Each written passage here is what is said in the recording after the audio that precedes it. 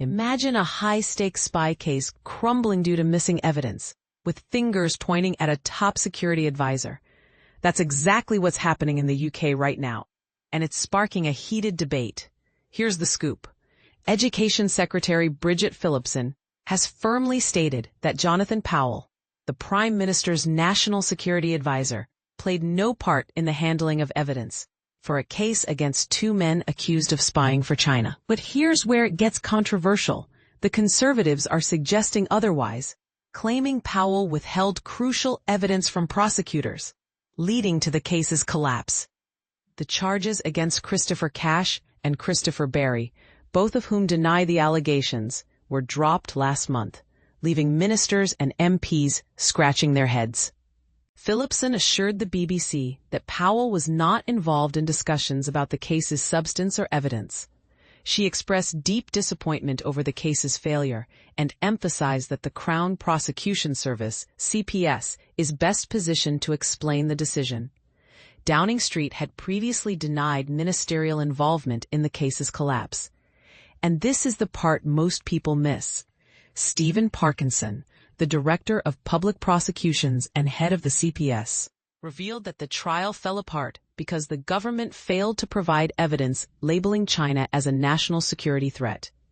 This has prompted the Conservatives to demand answers, submitting an urgent question in Parliament for ministers to address MPs on Monday.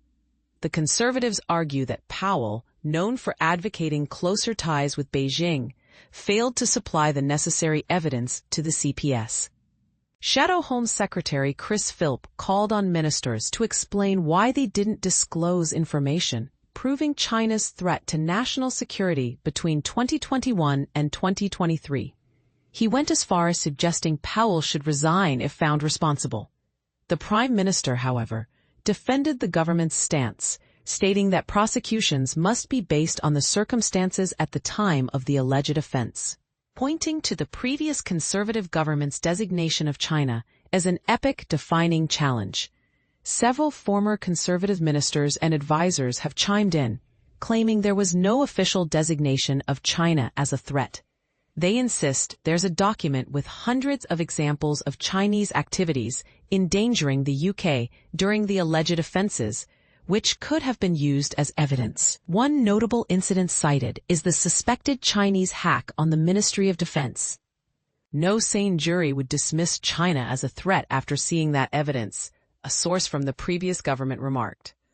Adding fuel to the fire, former MI5 head Ken McCallum publicly stated in 2023 that China had engaged in a sustained campaign of espionage on a pretty epic scale.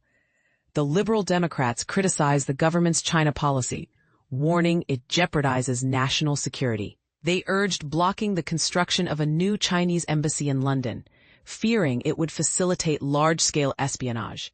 Cash, a former parliamentary researcher, and Barry were charged under the Official Secrets Act in April 2024, during the Conservative reign. They were accused of gathering and providing information harmful to the state's safety and interests from December 2021 to February 2023. Under this act, prosecution for spying hinges on the information benefiting an enemy. Last month, the Director of Public Prosecutions announced the case couldn't proceed due to insufficient evidence. Here's the burning question. Did the government's reluctance to label China a threat undermine the case, or is there more to the story? What do you think? Share your thoughts in the comments. Let's get the discussion going.